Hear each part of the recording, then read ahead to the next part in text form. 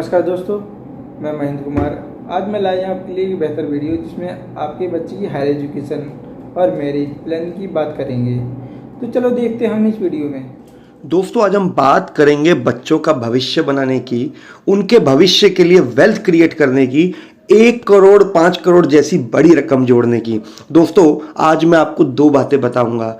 पहला, आज की महंगाई को देखते हुए भविष्य में मुझे मेरे बच्चों की शादी और पढ़ाई के लिए कितनी बड़ी रकम की जरूरत होगी, और दूसरा, कौन सा चाइल्ड प्लान मेरे बच्चों के लिए बेस्ट सूट करता है। दोस्तों, अगर मैं पढ़ाई की बात करूं तो आज से 15 साल पहले सन 2007 में 2.5 लाख रुपए में अच्छी तालीम आ जाती थी।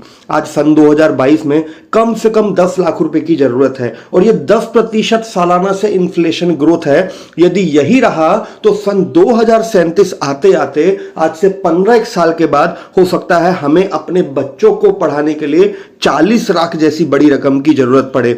और अगर मैं शादी की बात करूं, आज से 25 साल पहले 1997 में 2-2.5 लाख में शादी हो जाती थी। गली में टेंट लग जाता था, छत पे हलवाई बैठ जाते थे। आज सन 2022 बैंकेट हॉल का जमाना है, 10 लाख में शादी होती है। 7% सालाना इसका कंपाउंडिंग ग्रोथ इन्फ्लेशन है। 2047 आते आते आज से 25 साल के बाद हो सकता है हमें हमारे बच्चों की शादी के लिए 50 लाख की रकम की जरूरत पड़े। अगर मैं शादी और पढ़ाई दोनों को मिला लूं तो मोटा मोटा 1 करोड़ रुपए के लगभग की जरूरत पड़ेगी आज से 15, 18, 20, 22, 25 साल के बाद। कुछ खर्चे 16 साल में आएंगे आकाश का क्रैश कोर्स कराने के लिए, कुछ 19 साल में आएंगे कॉलेज एडमिशन के लिए, कुछ 22 साल में आएंगे अब्रोड जर्नी के लिए, कुछ 28 साल में आएंगे शादी के लिए। तो मोटा मोटी अगर मैं 1 करोड़ की बात करूं, 1 करोड़ कैसे जोड़े, मैं 1 करोड़ का गोल लेके चल रहा हूं कि मुझे 1 करोड़ रुपए चाहिए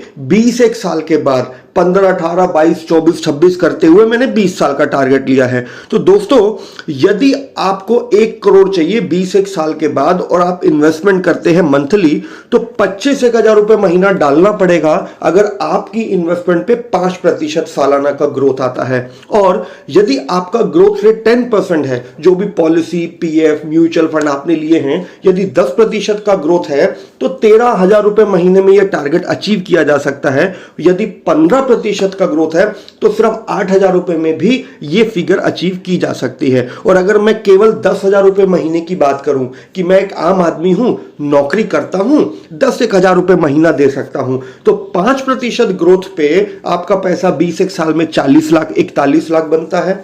15% ग्रोथ पे 72 लाख बनता है। और अगर मैं एक बैलेंस्ड अप्रोच लेता हूं कि कुछ पैसा पीएफ में जाएगा, कुछ एलआईसी में जाएगा, कुछ शेयर बाजार में जाएगा, कोई म्यूचुअल फंड में जाएगा, तो 10-12% की अगर मैं एवरेज ग्रोथ लूं तो 10,000 रुपए महीने से अगले 20 साल में 72 लाख के लगभग जोड़ा जा सकता है। अब ये इंडिया में अवेलेबल अलग अलग इंस्ट्रूमेंट है। अगर मैं एफडी या पीएफ की बात करूं तो 6, 7, 8% का ग्रोथ है।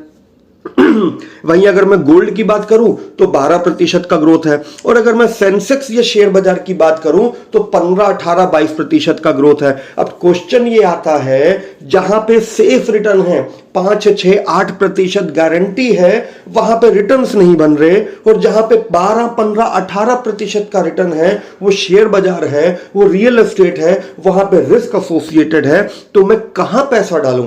एलआईसी और पीएफ की गारंटी में डालूं या शेयर बाजार और रियल एस्टेट की ग्रोथ में डालूं? बट क्वेश्चन ये आता है, जहां ग्रोथ है वहां कभी भी झटका लग सकता है। तो हम एक बैलेंस्ड अप्रोच ले सकते हैं कि पैसे को 3-4 जगह बांट के डालें, कुछ एलआईसी में, कुछ पीएफ में, कुछ आरडी में, कुछ म्यूचुअल फंड एसआईपी में, कुछ रियल एस्टेट में। लोन लेके मकान भी लिया जा सकता है। तो एक बैलेंस्ड अप्रोच में 12 से 13,000 रुपए महीना यदि कोई व्यक्ति डाले, 10% की ग्रोथ में मान रहा हूं बैलेंस्ड, तो अब अपना करीब करीब 1 करोड़ रुपए अगले 20 साल में जोड़ता है। हम बात कर रहे हैं रूल बेस्ड इन्वेस्टिंग की, कि जो भी पैसा आपके पास है, आप 5,000 दे सकते हो, 10,000 दे सकते हो, उसके 3 हिस्से कर दीजिए। 33% से खरीदिए जीवन बीमा, ताकि आज कुछ अनहोनी हो तो बच्चे को आज ही पैसा मिल जाए, पढ़ाई कैरी ऑन रह सके। 33% से डालिए शॉर्ट टर्म सेविंग प्रोडक्ट में, ताकि बीच बीच में जो छोटे छोटे खर्चे आते हैं 3-1 साल के बाद, वो आराम से बीट हो सके और कुछ इमरजेंसी हो तो भी पैसा मिल सके। और 33% को डालिए लॉन्ग टर्म टारगेट के लिए, जहां पे आपके बच्चे के लिए आप वेल्थ क्रिएट कर सकें, बड़े फाइनेंशियल टारगेट लंबे समय में अचीव कर सकें। अब ये 15% का जो मैंने ग्रोथ बोला वो यूजुअली म्यूचुअल फंड्स में आ जाता है। इंडिया में आप कोई भी म्यूचुअल फंड उठा लीजिए, फ्लेक्सी कैप, डाइवर्सिफाइड, जो 15 साल से ज्यादा पुराना है, उसमें 15% का सालाना ग्रोथ है। और ये रियल रिटर्न है। हर वो व्यक्ति जिसने 15,000 रुपए महीना पिछले 15 साल में म्यूचुअल फंड में दिया, 15% की ग्रोथ के हिसाब से आज 1 करोड़ रुपए रियल में मिल रहा है। ये बन चुका है, हो चुका है। आप म्यूचुअल फंड के रिटर्न्स देख सकते हैं, हमारे और बहुत सारे यूट्यूब वीडियो पे ये रिटर्न्स अवेलेबल हैं। अगर मैं ओवरऑल शेयर बाजार की ग्रोथ की बात करूं, जिसे हम सेंसेक्स या निफ्टी से देखते हैं, सेंसेक्स जो आज 62,000 लाइफ टाइम टच कर चुका है, इसकी शुरुआत 1979 में 100 रेट पॉइंट से हुई थी।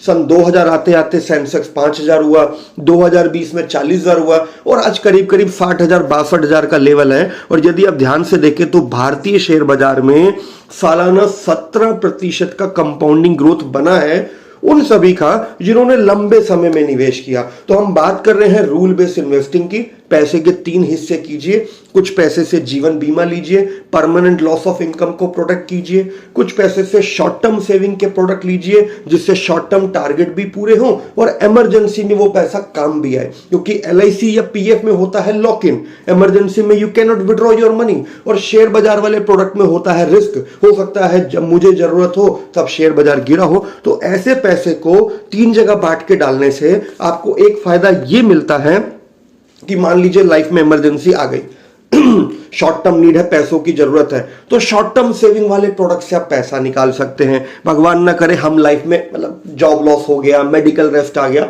शॉर्ट टर्म सेविंग के प्रोडक्ट ऐसे में आपको बचा लेंगे। अभी कोरोना तो हमने सबने देखा है, भगवान ना करे मैं नहीं रहा तो जीवन बीमा कंपनी से जो पैसा मिलेगा क्लेम का, वो मेरे परिवार को बचा लेगा। और ओवर ए लॉन्गर पीरियड जब लाइफ चलेगी तो म्यूचुअल फंड या शेयर बाजार मुझे अच्छा खासा वेल्थ क्रिएट करा देगा। तो आप अपने फाइनेंशियल एडवाइजर से मिलिए, अपना आर्थिक कुंडली, अपना पोर्टफोलियो चेक कराइए। बच्चे के लिए पॉलिसी मत लीजिए, प्लान लीजिए, कॉम्बिनेशन लीजिए जिसमें सेफ्टी भी हो, शॉर्ट टर्म सेविंग भी कवर हो, लॉन्ग टर्म गोल भी क्रिएट हो। दोस्तों ये प्रेजेंटेशन सिर्फ फाइनेंशियल अवेयरनेस के लिए बनाया गया है। हम किसी भी कंपनी के किसी भी प्रोडक्ट का कोई एंडोर्समेंट नहीं कर रहे।